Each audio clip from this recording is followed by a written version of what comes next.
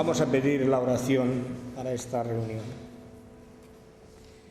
Señor, te damos gracias, porque como acabamos de cantar, en todo tiempo te alabaré, en todo tiempo te glorificaré, en todo tiempo te adoraré.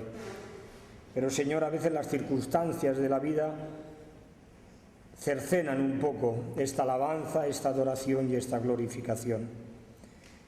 Y queremos pedirte, Padre, que en esta tarde tu Espíritu, oh Señor, se mueva en medio de nosotros para que por medio de tu palabra vuelva, oh Señor, a renacer en nosotros el gozo en nuestro corazón y también nuestros cánticos de alabanza. Padre Celestial, tú eres la única razón de nuestra adoración. Tú eres la única razón, oh Señor, porque a ti te ha placido el salvarnos en la persona de nuestro Señor Jesucristo. Reconocemos, Señor, lo que éramos antes y lo que, oh Señor, como decía el apóstol Pablo, todo lo hemos considerado como pérdida por el eminente conocimiento de Cristo Jesús. Lo que éramos o lo que hubiéramos podido ser, oh Señor. Y también queremos pedirte, oh Padre, que tú hagas que la lluvia de bendición caiga, oh Señor, sobre esta congregación. Queremos pedirte por cada uno de nuestros hermanos, los que están enfermos, los que están, oh Señor, sin trabajo, los que padecen, oh Señor, alguna enfermedad espiritual, que tú a cada uno, Señor, le des el bálsamo y el consuelo que le corresponde. Y también queremos pedir, oh Señor, por nuestro país. Queremos pedirte para que en medio de todas las dificultades que reinan y todas las crisis que, oh Señor, pupulan, en realidad tu pueblo siga dando testimonio de que tú eres el que nos sostiene y tu providencia es la que nos sustenta, oh Señor, y provee de todo pan. Padre Celestial, hónrate con nuestros cánticos y con nuestras oraciones, porque todo te lo pedimos en el nombre y por amor de nuestro Señor Jesucristo. Amén. Ahora va a hacer mi hermana, a ver, ¿quién era? Lalo, està aquí amagadeta, vine cap aquí, xata. Jo et buscava, t'amagues de mi o què? No, veritat que no. Ella va leer el Salmo 8 desde el versículo 3 al 9 en una versión en catalán.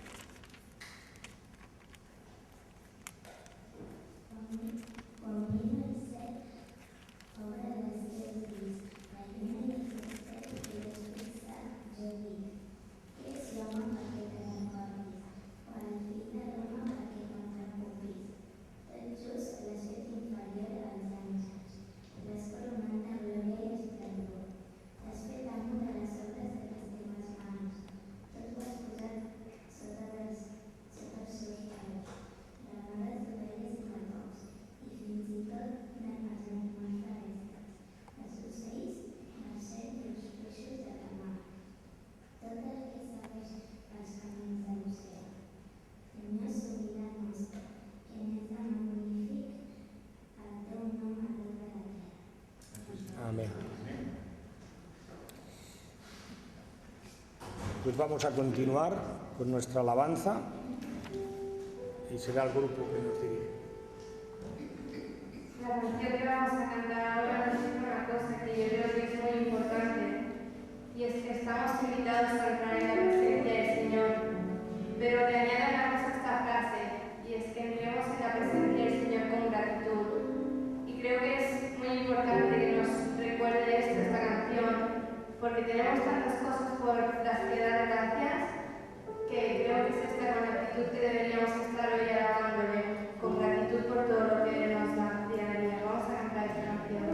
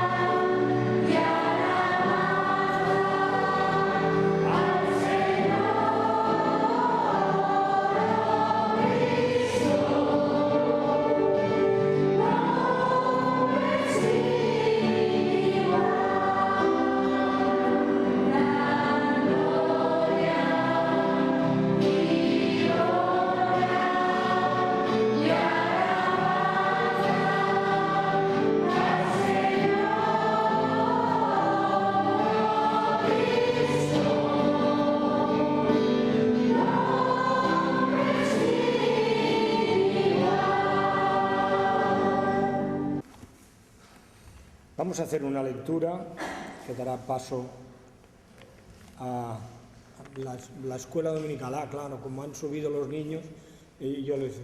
Elizabeth,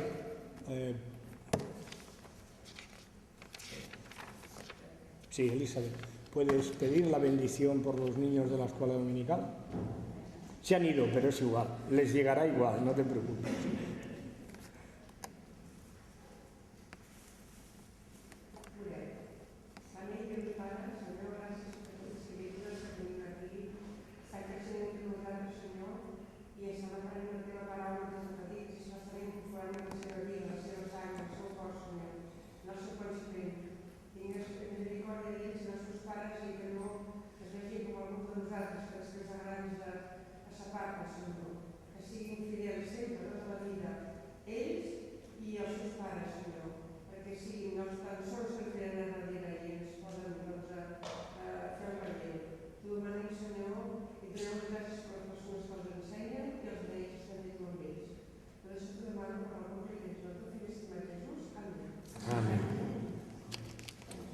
Vamos a hacer una lectura en la epístola que el apóstol Pablo escribió a los romanos, en el capítulo 8, epístola a los romanos, capítulo 8, empezando en el versículo 1.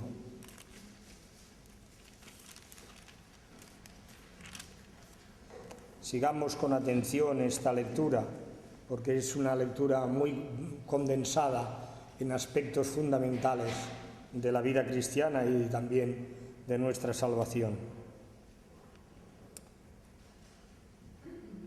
Ahora pues, ninguna condenación hay para los que están en Cristo Jesús, los que no andan conforme a la carne, sino conforme al Espíritu.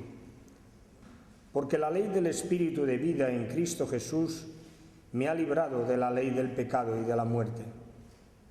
Porque lo que era imposible para la ley por cuanto era débil por la carne, Dios enviando a su Hijo en semejanza de carne de pecado y a causa del pecado, condenó al pecado en la carne, para que la justicia de la ley se cumpliese en nosotros, que no andamos conforme a la carne, sino conforme al Espíritu. Porque los que son de la carne piensan en las cosas de la carne, pero los que son del Espíritu en las cosas del Espíritu. Porque el ocuparse de la carne es muerte, pero el ocuparse del Espíritu es vida y paz. Por cuanto los designios de la carne son enemistad contra Dios, porque no se sujetan a la ley de Dios, ni tampoco pueden. Y los que viven según la carne no pueden agradar a Dios. Mas vosotros no vivís según la carne, sino según el Espíritu de Dios, si es que el Espíritu de Dios mora en vosotros, y si alguno no tiene el Espíritu de Cristo, no es de él. Pero si Cristo está en vuestro cuerpo, en vosotros, el cuerpo en verdad está muerto a causa del pecado, mas el Espíritu vive a causa de la justicia. Y si el Espíritu de aquel que levantó de los muertos a Jesús mora en vosotros, el que levantó de los muertos a Cristo Jesús vivificará también vuestros cuerpos mortales por su Espíritu que mora en vosotros. Así que, hermanos, deudores somos, no a la carne, para que vivamos conforme a la carne. Porque si vivís conforme a la carne, moriréis. Mas si por el Espíritu hacéis morir las obras de la carne, viviréis. Porque todos los que son guiados por el Espíritu de Dios, estos son hijos de Dios. Pues no habéis recibido el espíritu de esclavitud para estar otra vez en el temor, sino habéis recibido el espíritu de adopción por el cual clamamos Abba, Padre. El Espíritu mismo da testimonio a nuestro espíritu de que somos hijos de Dios. Y si hijos, también herederos, herederos de Dios y coherederos con Cristo, si es que padecemos juntamente con Él, para que juntamente con Él seamos glorificados. Hasta aquí la palabra del Señor, y ahora la expondrá nuestro pastor. Señor, te damos gracias por estos pasajes que nos hablan tan directamente lo relativo a nuestra salvación, pero también, oh Señor, a ese consolador que tú nos has dado en el Espíritu Santo. Te queremos pedir en esta tarde, oh Señor, por tu siervo. Él está aquí y es el canal por el cual tú hablarás a tu pueblo. Bendícelo, oh Señor, y bendice a toda esta congregación. En el nombre de Jesús. Amén. Muy bien, pues vamos a hablar esta tarde de un tema que nos afecta a todos y espero que nos importe mucho a todos. Damos también la bienvenida a Abel, cuanto más cerca y no la había visto a tiempo. Pues muy bienvenida, Abel, nos alegra que hayas venido y lo que decíamos de los valientes va por ti también hoy, ¿no? Que has venido en una tarde que se las trae. Efectivamente, hay un himno que dice lluvias de bendición grandes. Lo cantábamos mucho en Canarias, que allí no llueve mucho, al menos en la parte de Santa Cruz de Tenerife no llueve mucho. Y este era uno de los himnos favoritos y lo cantábamos a menudo. Y es una imagen muy bonita y muy gráfica. Y un domingo como hoy la tenemos aquí muy presente todos. Que el Señor derrame sus bendiciones, esto es lo que canta el himno, como derrama también las lluvias sobre la tierra que tanto lo necesita. Y hay una lluvia que necesitamos más que ninguna otra, y es la lluvia refrescante del Espíritu. El Espíritu es representado en la Escritura bajo varios símbolos. La paloma, que descendió sobre Jesús en el momento de su bautismo, como símbolo de la presencia y el poder de Dios.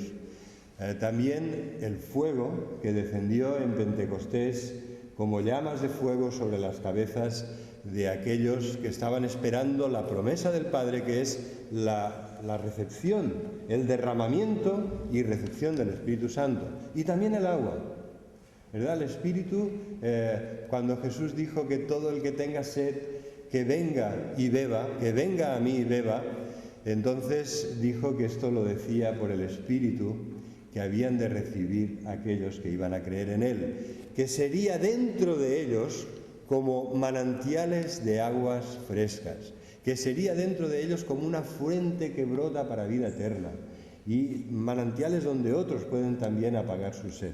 Es una figura muy bonita, lluvias de bendición grande. Yo espero que en esta tarde el Señor nos quiera dar también la lluvia del Espíritu para refrescarnos, fortalecernos y darnos nuevas fuerzas para esta semana que hemos empezado. El capítulo 8 habla mucho del Espíritu, ¿verdad? Romanos es una carta impresionante. Y en este capítulo vamos a ver cuáles son los rasgos distintivos del cristiano. Si eres cristiano, ¿cómo debería ser? ¿Cómo debería ser tu vida? ¿Cómo debería ser tu forma de vivir? Romanos 8 habla de esto. Y también nos habla de esto en contraste con la carne. La carne, cuando pensamos nosotros hablamos en castellano normal, hablamos de carne, pues estamos pensando en la carnicería y en el pollo que vamos a comprar, pero en el Nuevo Testamento este no es el significado que hay detrás de la palabra carne.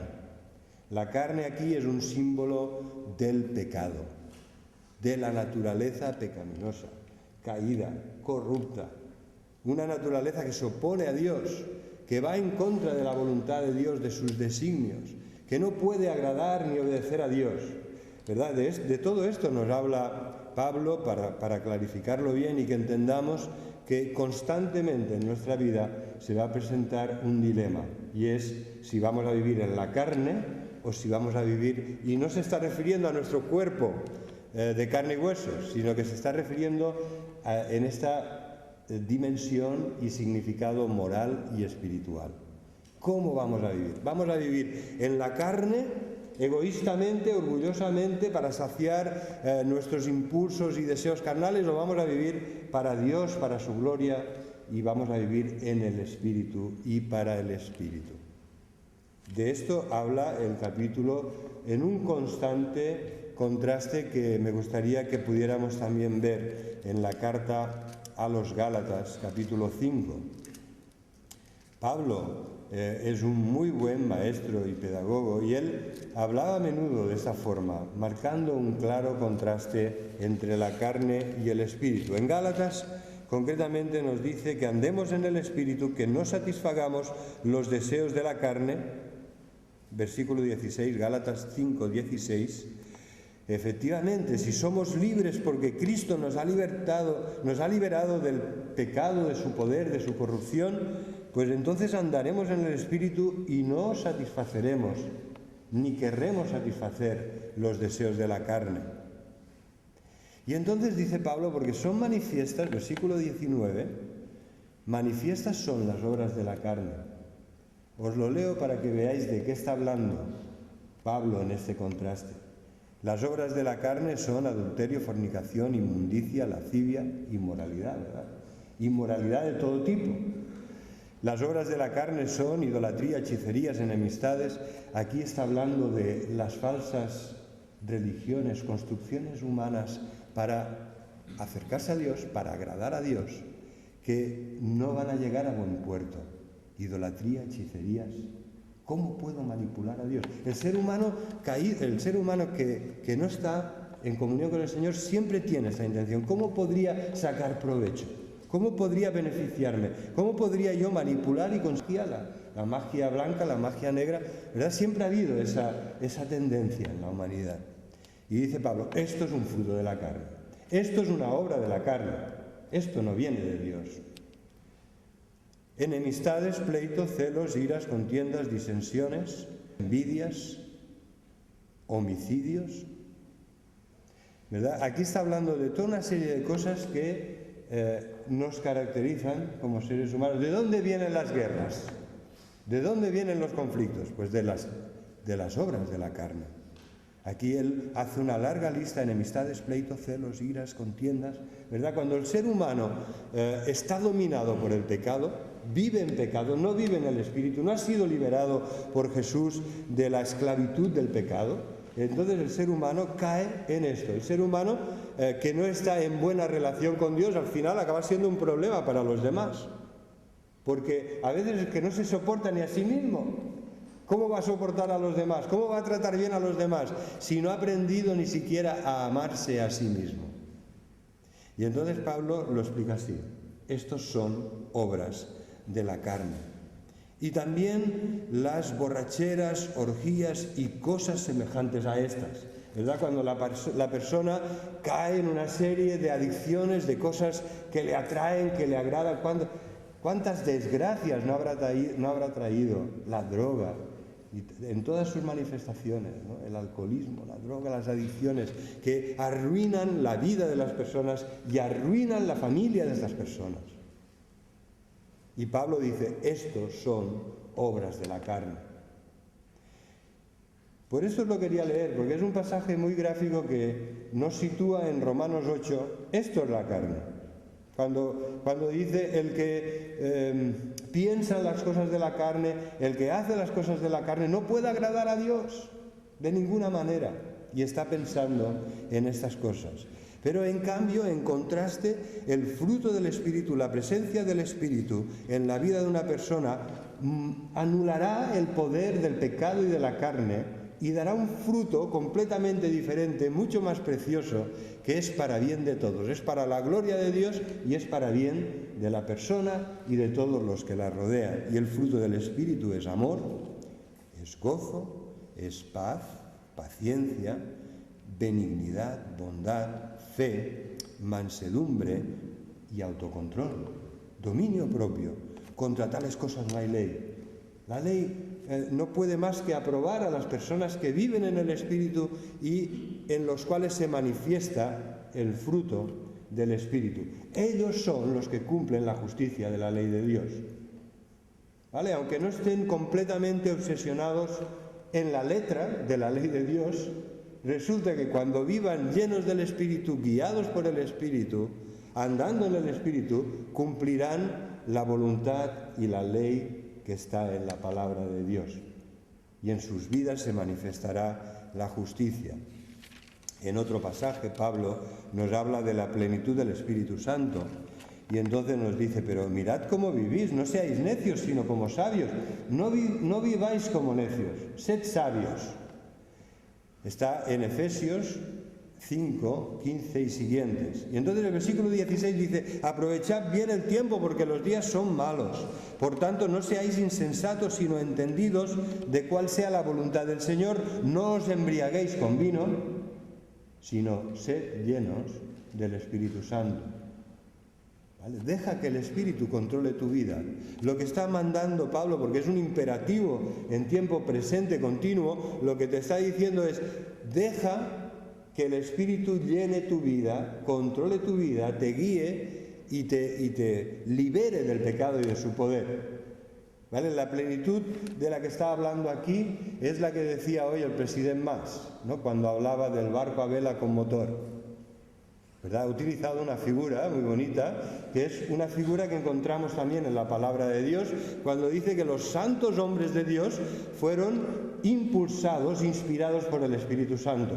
Y esta es la figura: el Espíritu sopla y llena las velas de tu vida para que tú tengas una fuerza en este sentido sobrenatural. No viene de ti. ¿Sabéis la fuerza que tiene una vela grande, cuando sopla el viento en ella y la llena y la empuja?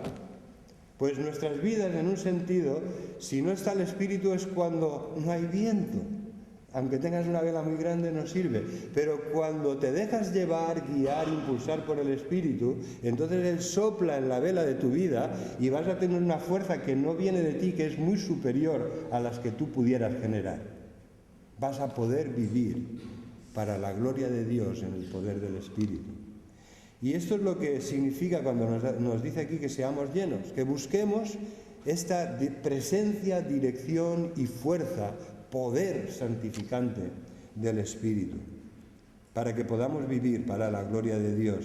Y esto está en contraste con embriagarse, con emborracharse, en lo cual hay corrupción, pero cuando eres llenos del Espíritu Santo, fijaros, ¿qué pasa? Habla de una forma diferente. ¿Verdad? La persona ebria habla de una forma diferente, para mal.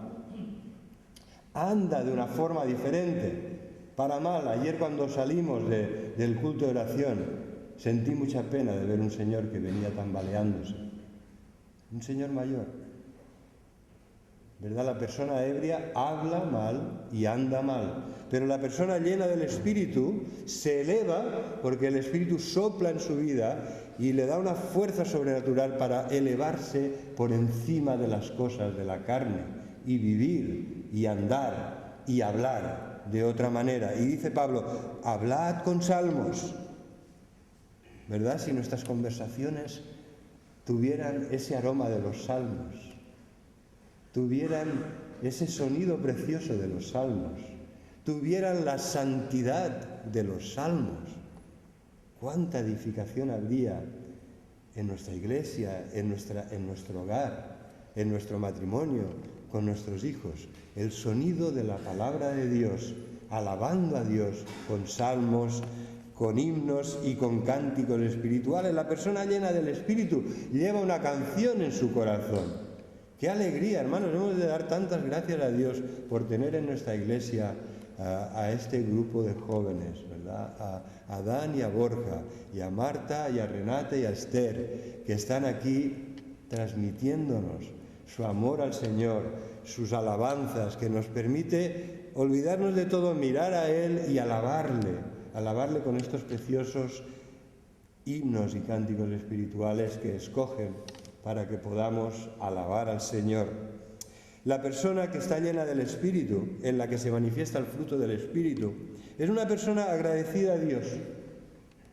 Mirad, a veces nos pasan cosas que no entendemos, cosas de graves consecuencias, cosas que en sí, cuando las analizas objetivamente, aisladas, dices, esto es muy negativo, ¿no? Problemas de salud, problemas familiares, problemas económicos, problemas laborales, de trabajo, de paro, de problemas.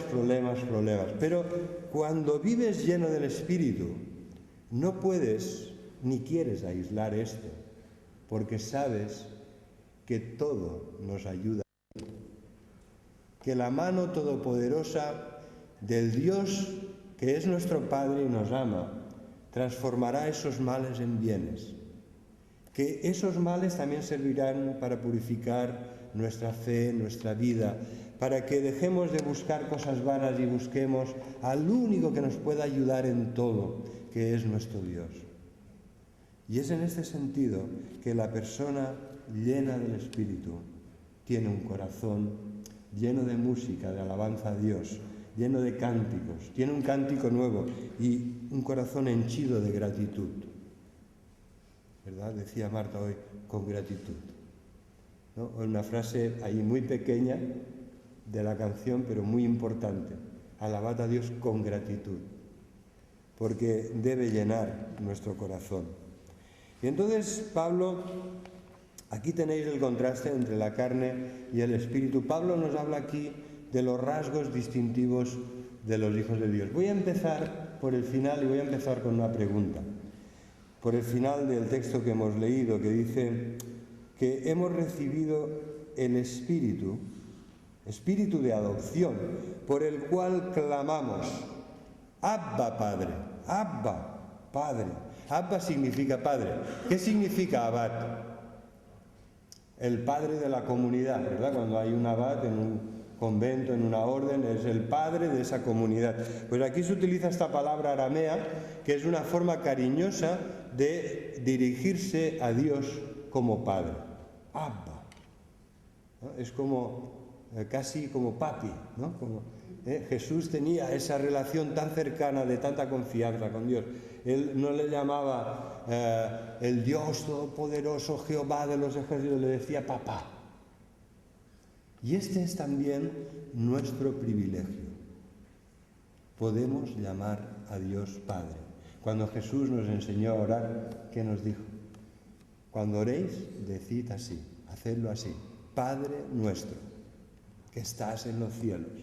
¿Verdad? Es una forma que expresa la confianza, el respeto, por supuesto, que esto no debe llevarnos en un camino equivocado de irreverencia, de abuso de la gracia, de abuso de la confianza, pero es un camino de confianza, como un niño que se dirige a su padre, sabiendo que en este caso nuestro Padre es Dios, es perfecto, es infinitamente sabio y poderoso. Y por esta razón podemos con toda confianza acudir a Él y decirle, Padre, Papá. El Espíritu mismo, este Espíritu de adopción que hemos recibido, es el que da testimonio a nuestro espíritu de que somos hijos de Dios. Y mi pregunta es, si tú tienes este testimonio en el corazón, déjame que te lo pregunte con toda confianza y de una forma totalmente directa. ¿Tú tienes este testimonio en el corazón? ¿Tú tienes al Espíritu que te dice, tú eres hijo de Dios? Puedes llamarle Abba, porque eres hijo de Dios, porque eres hija de Dios. ¡Qué privilegio! ¡Qué acceso! ¡Qué maravillosa gracia! ¿No? Un acceso franco, amplio, amplia y generosa entrada que nos da audiencia delante del Dios del universo, delante del Señor de la gloria, que es nuestro Señor Jesucristo. Y podemos decir algo tan sencillo, tan familiar como Abba, Padre. ¿Tienes este testimonio? ¿Tú tienes esa convicción? ¿Verdad? Si a mí me empezáis a preguntar y me decís, ¿y cómo lo tienes? ¿Y cómo ha sido? ¿Y cómo has llegado a esta seguridad? ¿Y cómo ha hecho el Espíritu para que tú tengas esta convicción? La verdad es que me pondríais en una dificultad.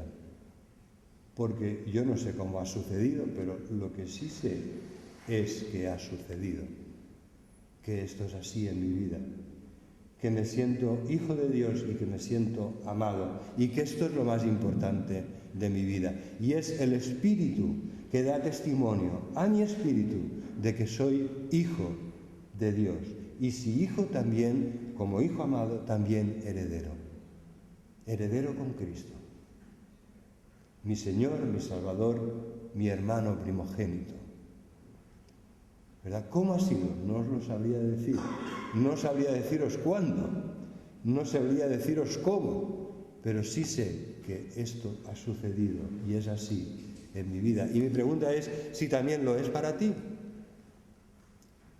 Si tú también tienes esta profunda convicción que nadie te puede robar de que eres hijo de Dios. Y si hijo heredero, y está hablando aquí de la salvación, ya sabéis, ¿no?, que cuando habla de la salvación el apóstol Pedro nos dice que está reservada en los cielos para nosotros. En su primera carta, Pedro lo explica muy bien y nos dice que tenemos una esperanza viva, porque la salvación nos da esta esperanza, porque la gran misericordia de Dios nos hizo renacer para una esperanza viva por la resurrección de Jesucristo de los muertos.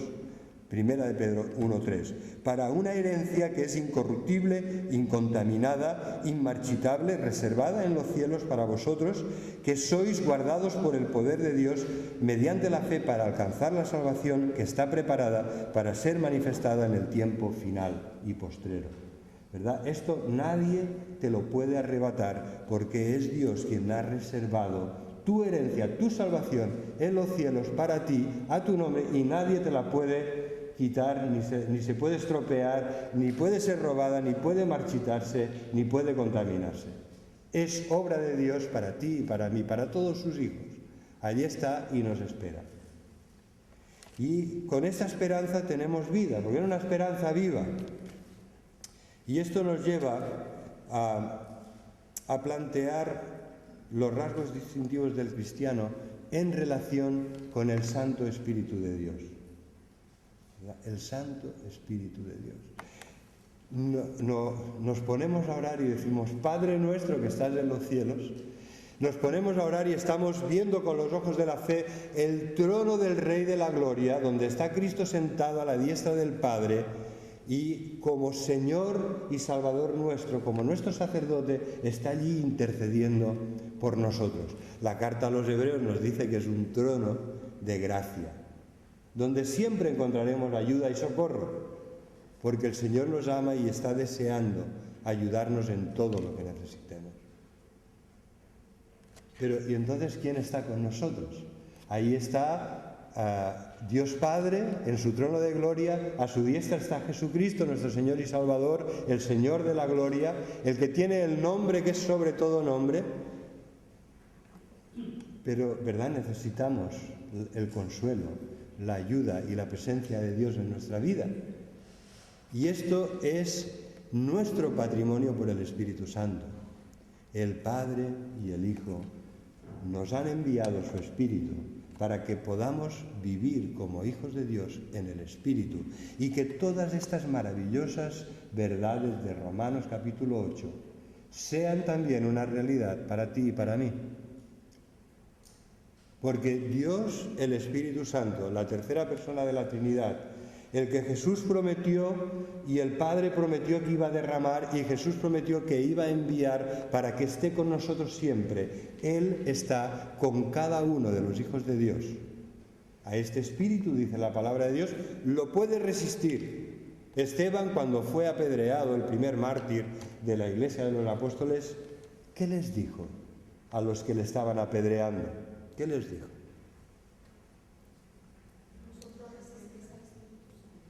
Vosotros resistís siempre al Espíritu Santo. Perdón.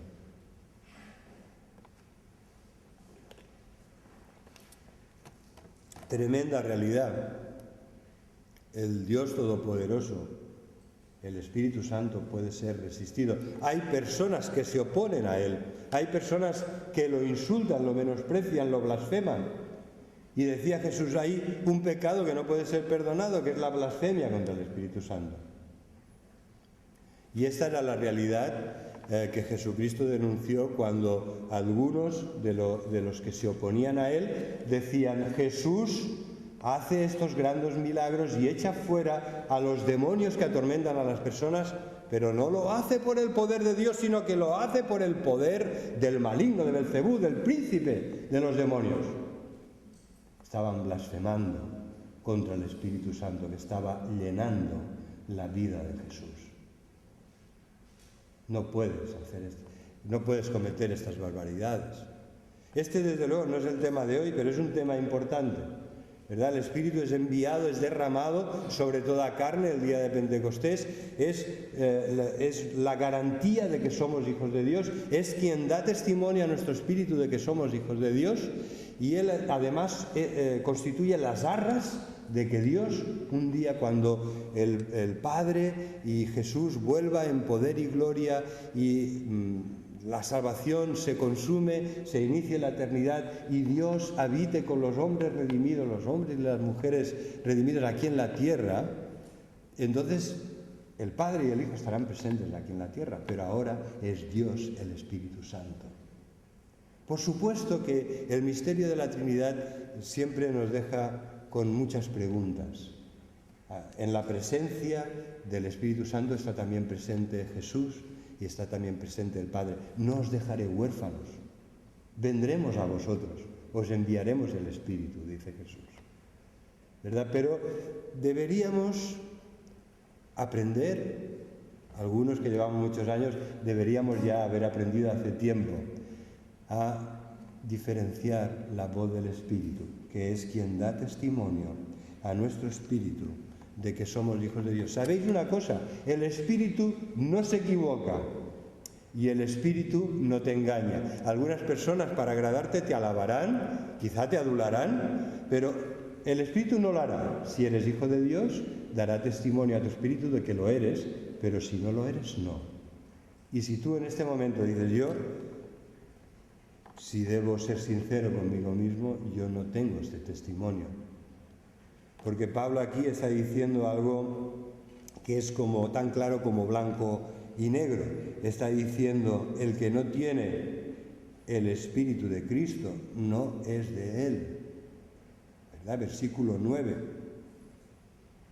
Si el Espíritu de Dios mora en vosotros, porque resulta, dice Pablo, que si alguno no tiene el Espíritu de Cristo, no es de Él.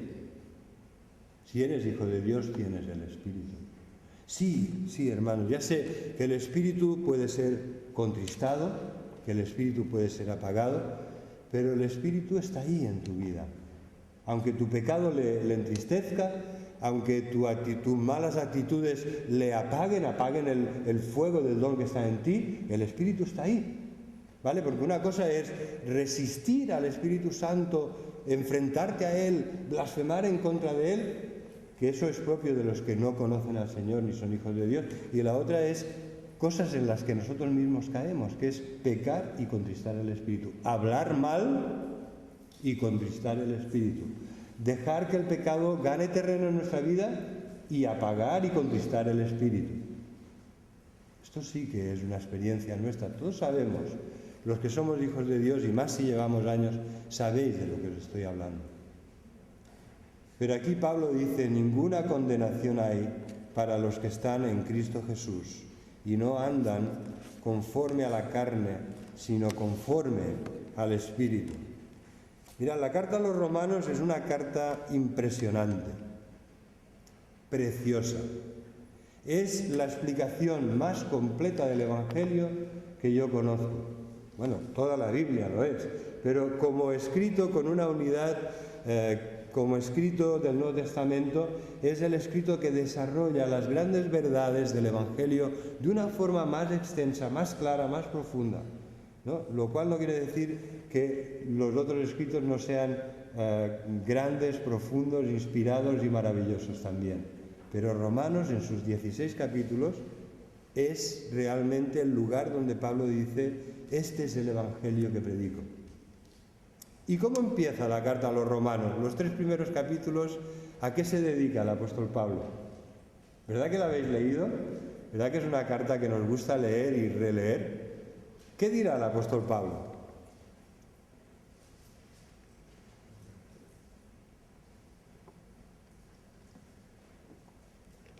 Tenéis que repasar Romanos, ¿eh?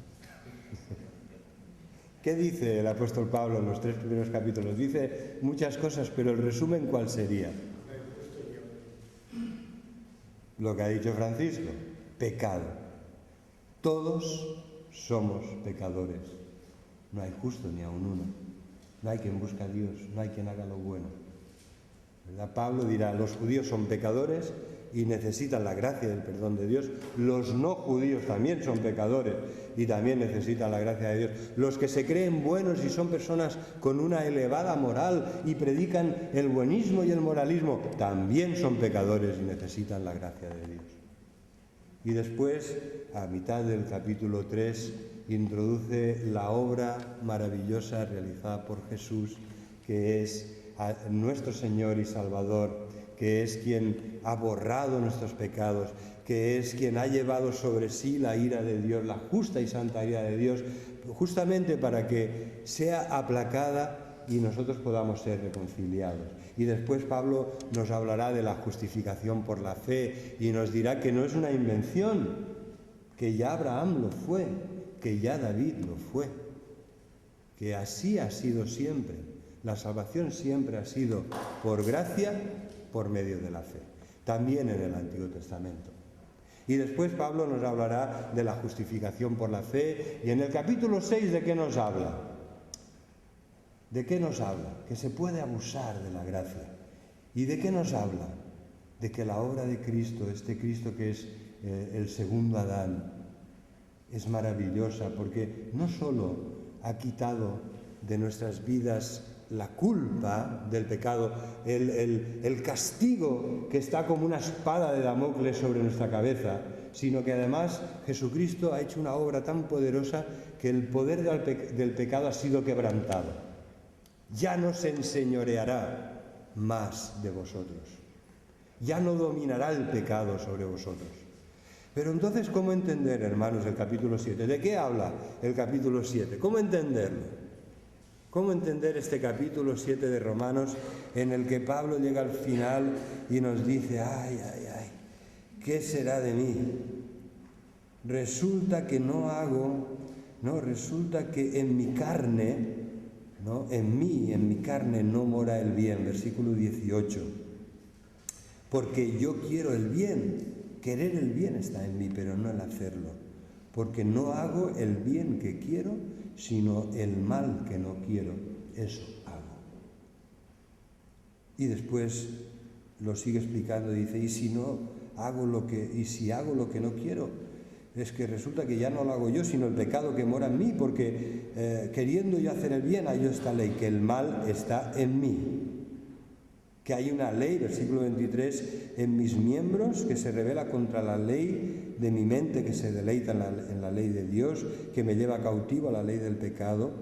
Y entonces dice, miserable de mí. Yo no sé si tú has llegado a decir, yo creo que para leer el capítulo 8, para hacer tuyo el capítulo 8, tendrás que llegar a la conclusión que llegó Pablo en el capítulo 7, cuando dijo, miserable de mí. ¿Quién me librará? ¿Quién me librará de este cuerpo de muerte? ¿Verdad? Tienes que llegar ahí. Y entonces Pablo dice, gracias doy a Dios por Jesucristo, nuestro Señor. Él me libra. Él es quien me ha librado. Quería leeros esto porque no se entiende bien el capítulo 8 sin entender y sin repasar esto. No hay ninguna condenación para aquellos que están en Cristo Jesús, que saben que es su Señor y Salvador, que han recibido su Espíritu y cuyo Espíritu da testimonio a nuestro Espíritu de que somos hijos de Dios.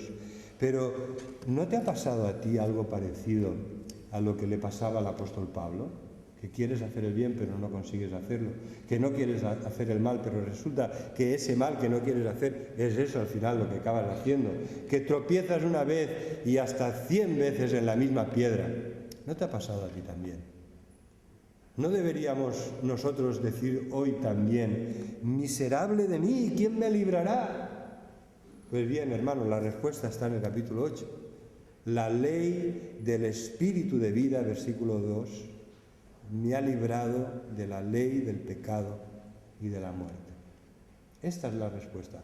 Jesús, nuestro Señor y Salvador, que envía su poderoso Espíritu para que éste nos salve y nos libre, nos haga libres de la ley del pecado y de la muerte que conlleva este pecado en nuestra vida. Porque el pecado siempre trae destrucción, ruptura, siempre trae corrupción, siempre trae terribles frutos. para cada uno de aquellos que cae en sus garras.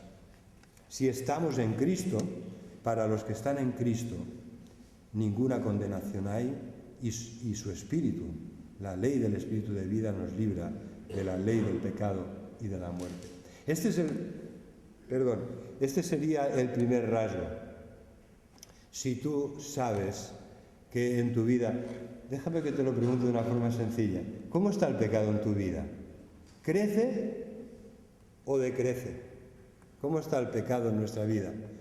¿Crece o decrece? Es sencillo, ¿verdad? Si somos hijos de Dios y estamos viviendo en el Espíritu, la respuesta solo puede ser una: decrece. No es que desaparezca, el pecado está ahí. Somos lo que somos egoístas. Hay maldad en nosotros, hay egoísmo, hay muchas cosas negativas, pero esto no puede dominar tu vida, esto no se puede enseñorear de ti, porque has recibido el Espíritu de Jesús y Él ya ha hecho todo lo necesario para que el poder del pecado en tu vida sea quebrado y tú puedas vivir libre, con la gloriosa libertad de los hijos de Dios. Y entonces, en estas personas, segundo rasgo distintivo, se cumple la justicia de la ley. Versículo 4. Los que andan en el Espíritu y no conforme a la carne, cumplen la justicia de la ley. Lo que la ley por sí sola no había podido realizar, lo hace el Espíritu llenándote, como os decía al principio, llenando las velas de tu vida para impulsarte en los caminos del Señor. Tercer rasgo distintivo, versículo 5. A ver quién me lo puede decir. Versículo 5. Los que son del Señor, ¿cómo viven?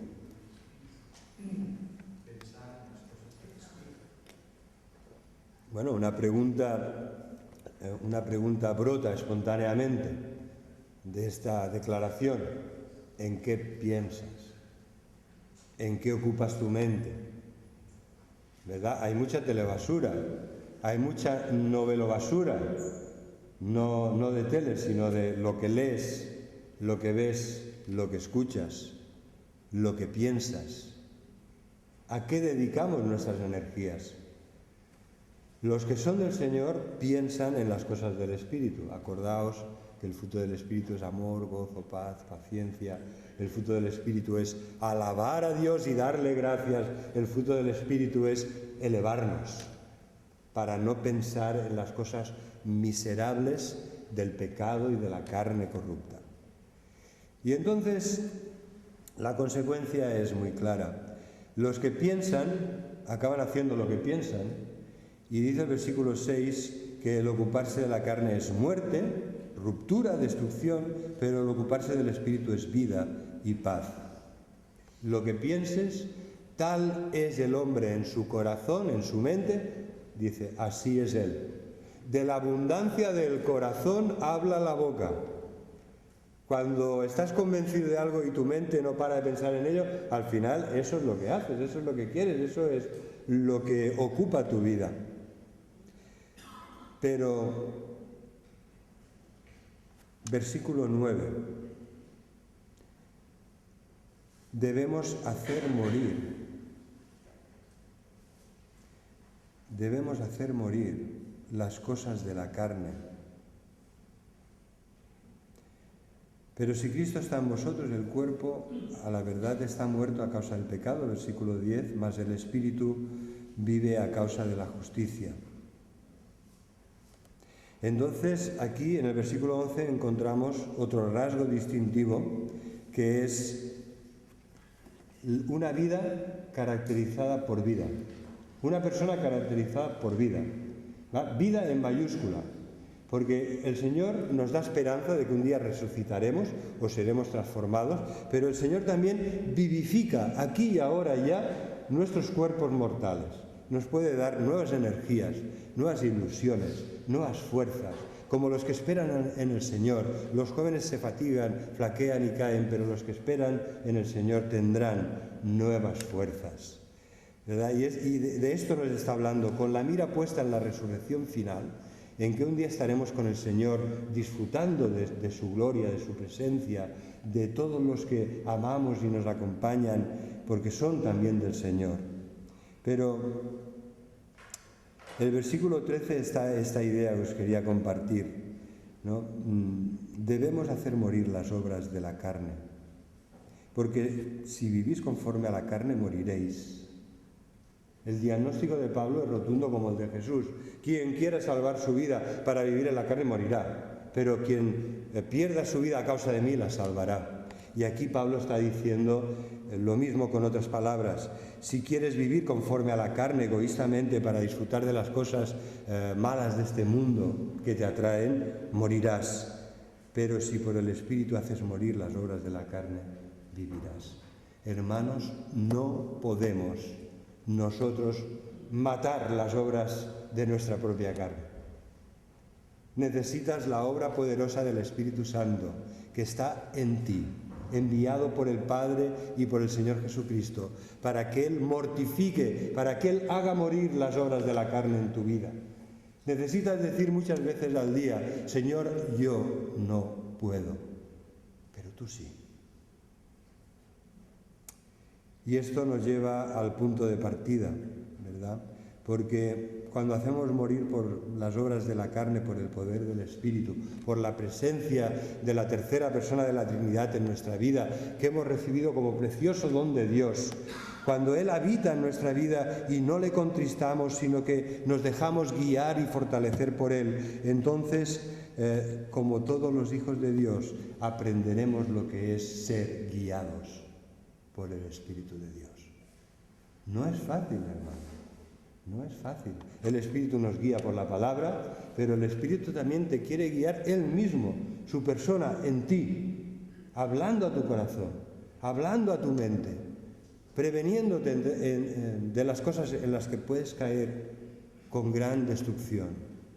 El Espíritu quiere guiar tu vida para mostrarte la voluntad de Dios en las decisiones que debes tomar.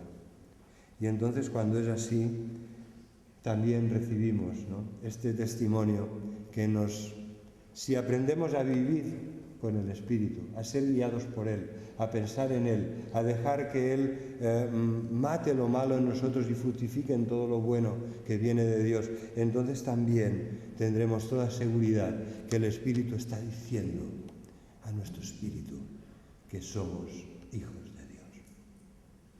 Y no tendrás ninguna duda, porque el Espíritu está en ti y no está contristado, porque el Espíritu está en ti y no está apagado, porque el Espíritu está en ti y incluso en los momentos más íntimos en los que tú buscas ayuda y oras, Él está en ti y a tu lado y te envuelve, porque Él sabe de qué tienes necesidad y conforme a la voluntad de Dios te ayuda e intercede por ti.